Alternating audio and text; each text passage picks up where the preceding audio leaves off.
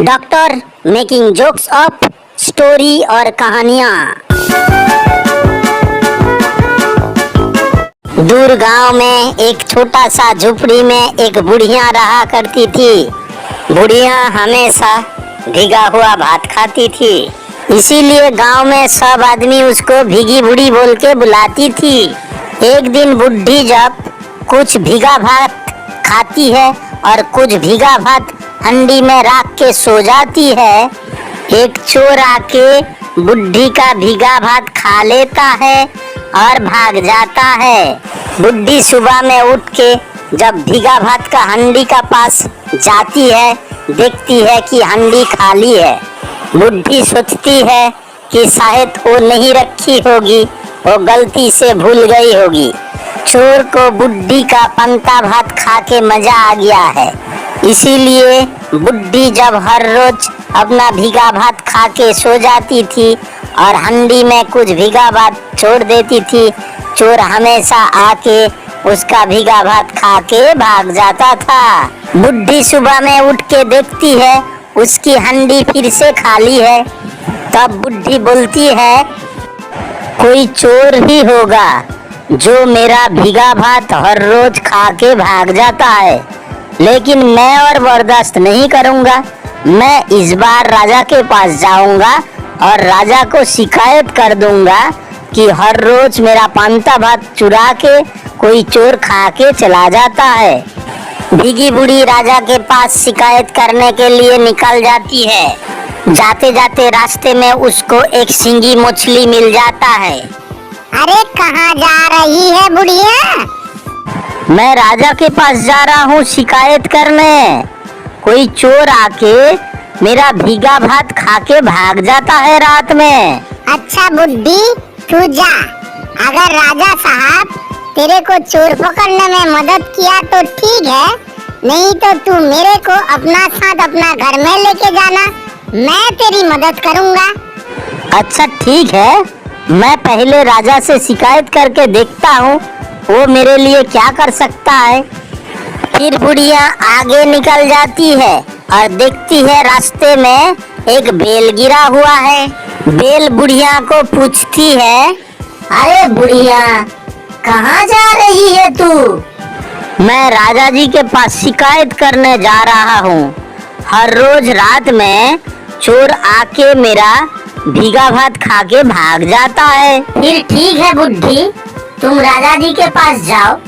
अगर राजा जी तुम्हारा मदद किया तो ठीक है, नहीं तो तुम मेरे पास आना, मैं तुम्हारा मदद करूँगा चोर पकड़ने में। फिर बुढ़िया आगे बढ़ने लगती है और रास्ते में उसको गोबर दिखता है। ए बुढ़िया, कहाँ जा रही हो? मैं राजा के पास जा रहा हूँ शिकायत करने। हर रोज रात में चोर आके मेरा भीगा भात खा के भाग जाता है। ठीक है बुढ़िया, तू जा। राजा चोर पकड़ने में तेरी मदद नहीं किया तो तू मुझे संग में लेके जाना, मैं चोर पकड़ने में तेरा मदद करूँगा। फिर बुढ़िया राजमहल की ओर बढ़ने लगती है।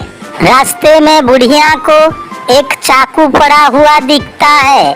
चाकू बुढ़िया को बोलता है, ए बुढ़िया, तुम कहाँ जा रही हो? बुढ़िया चाकू को बोलती है, राजा के पास जा रहा हूँ कंप्लेन करने। हर रोज रात में चोर आके मेरा भीगा भात खा के भाग जाता है। ठीक है भीगी बूढ़ी, तू राजा के पास जा। अगर राजा ने तेरा कुछ मदद नहीं किया तो तू मुझे अपना संग में लेके जाना, मैं चोर पकड़ने में तेरी मदद करूँगा। भीगी बूढ़ी फिर से चलने लगती है। कुछ देर बाद राजमहल तक पहुंच जाती है। अंदर जाके भीगी बूढ़ी को पता चलता है कि राजा राजमहल में नहीं है, कोई काम के लिए बाहर गया हुआ है। भीगी बूढ़ी बहुत दुखी होती है और राजमहल से बाहर निकल के आ जाती है। तब उसको उसका रास्ते में मिला हुआ दोस्त लोग का याद आती है। ठीक है, कोई बात नहीं, मेरा रास्ते में मिला हुआ दोस्त लोग मेरी मदद करेगी बोला था, तो वो सबको संग में लेके अपना घर चलता हूँ। बुढ़िया घर वापस जाने लगती है और रास्ते में उसकी जितना दोस्त था सबको बाल्टी में डाल के घर तक ले जाती है। भीगी बुढ़ी घर में पहुंचते ही, ए बुढ़िया, मुझे इसी घास में छोड़ दो। गोबर बोलता है, मुझे गेट पे रख दो। बेल बोलता है, मुझे चूल्हा का अंदर डाल दो। सिंगी मछली बोलता है, मुझे भीगा भात का हंडी में डाल दो। सबको अपना अपना पसंदीदा जगह में रखने के बाद बुढ़ी खाना पीना करके सो जाती है। हर रोज की तरह भीगी बुढ़ी भीगा भात खा के सो जाती है और चोर आके उसका घर में घुस जाती है। चोर जैसे ही भीगा भात का हंडी में हाथ घुसा देता है, वहाँ मछली उसका हाथ में कांटा घुसेड़ देता है। चोर दर्द के मारे छटपटाता है और हाथ गरम करने के लिए चूल्हा का पास जाता है। चूल्हा का पास जाते ही बेल फट जाता है और चोर का आंख, चोक, मुंह, नाक जल जाता है। चोर झट से खड़ा हो जाता है और फट से भागने लगता है। जल्दीबाजी का चक्कर में चोर का पैर गोबर में फिसल जाता है और चोर वहीं पे गिर जाता है। चोर झट से उठ जाता है, फिर भागने की कोशिश करता है। इतने में चोर का पैर चाकू पर गिरता है और पैर काट जाता है। चारों तरफ से जख्मी होने के बाद चोर बेहोश होके वहीं पे गिर जाता है। सुबह होते ही गांव का सब आदमी आ जाता है और चोर को पकड़ लेता है।